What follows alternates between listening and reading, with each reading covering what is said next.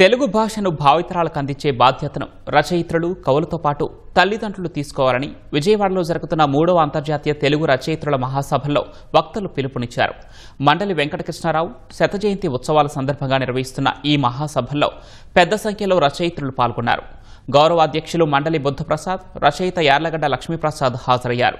ప్రధాన సభా ప్రాంగణానికి ఎద్దనపూడి సులోచనారాణి, ప్రధాన వేదికకు బండారు అచ్చమాంబ పేర్లు పెట్టారు.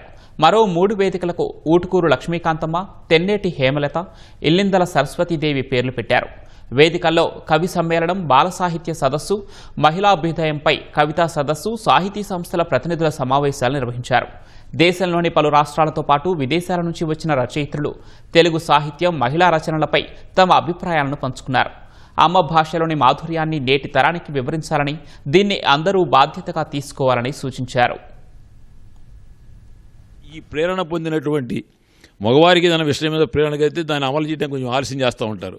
కానీ మహిళలకు కనుక మైండ్లో ఒక ఆలోచన వచ్చినట్టు దాన్ని అమ్మటే అమలు చేస్తుంటారు. కాబట్టి ఈ 600 మంది రచయితలు మళ్ళీ వాళ్ళు చేసే అద్భుతమైన రచనలు రాబోయే రోజుల్లో సామాజిక జీవితంతో పాటు పారివారిక జీవితాన్ని కూడా మనకి ప్రతిబింబించేటువంటి వస్తాయి. రేపు ఈ సభల తర్వాత చాలామంది రచయితలు ఇంకా ముందుకు వచ్చే అవకాశం ఉంది. అటువంటి ముందుకు వచ్చే అవకాశానికి పునాది సభలో ఒకరికొకరు కలుసుకుని వారి భావాలను పంచుకుని భవిష్యత్తుకు ఉపయోగపడే రచనలు చేయాలని చెప్పిన సంకల్పంతో ఈ కార్యక్రమం ఏర్పాటు చేస్తుంది. దీంట్లో సంతోషం అంటే ఎవరికాలు సొంతంగా తమ ఖర్చులతో రావటం కాకుండా ప్రతినిధులుగా రుసుము చెల్లించి వచ్చినవారు, అంటే ఒక ఆసక్తితో ఈ కార్యక్రమం జరుగుతుందని చెప్పి పాల్గొన్నవారు తప్ప వేరే కాదు.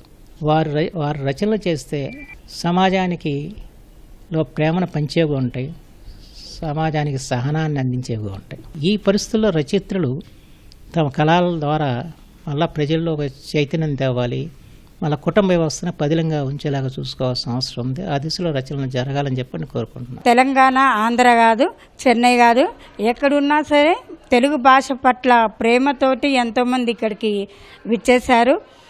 తెలుగు భాషను బతికించుకుందాం. మనం ఇటువంటి సభలు ఇంకా ఎన్నో జరుపుకోవాలని ప్రతి ఒక్కరు సభలో వివరించడం జరిగింది. ఇక్కడ ఒక తల్లిగా మనం మన తెలుగు భాషని మనం రాబోయే తరానికి తీసుకువెళ్లాల్సిన బాధ్యత మన మీదే ఉంటుంది. మనం పుట్టినప్పటి నుంచే వాళ్ళకి బీజం వేసేయాలి. ఫస్ట్ 1 ఇయర్లోనే వేసేసేయాలి పిల్లలకి.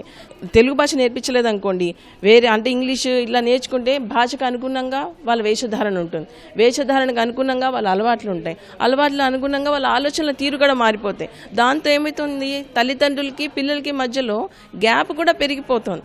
సో మనం ఆ పరిస్థితికి రాకూడదు అంటే మన మాతృభాష మీద పట్టు ఎక్కువగా ఉండాలి. అయితే మహిళ ఇంకా ఎంతో ముందుకు పోవాల్సిన అవసరం ఉంది. కొంతవరకు బాగానే అన్ని రంగాల్లోనే ఉంటున్నారు. కాకపోతే ఇంకా ఎంతో ముందుకి పోవాల్సిన అవసరం ఉంది. దానికి వారు ఎంతో కృషి చేయాల్సిన అవసరం కూడా ఉంది.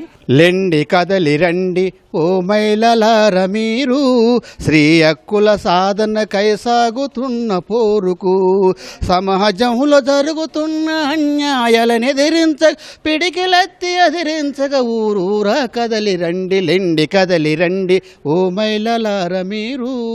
ప్రపంచవ్యాప్తంగా ఈ తెలుగు విస్తృతం కావాలని నన్నయ్య తిక్కన రాసిన కవితలు, వేమన పద్యాలు కూడా వీళ్ళకు కొన్ని బోధించాలని మనస్ఫూర్తిగా కోరుకుంటూ మీకు ధన్యవాదాలు.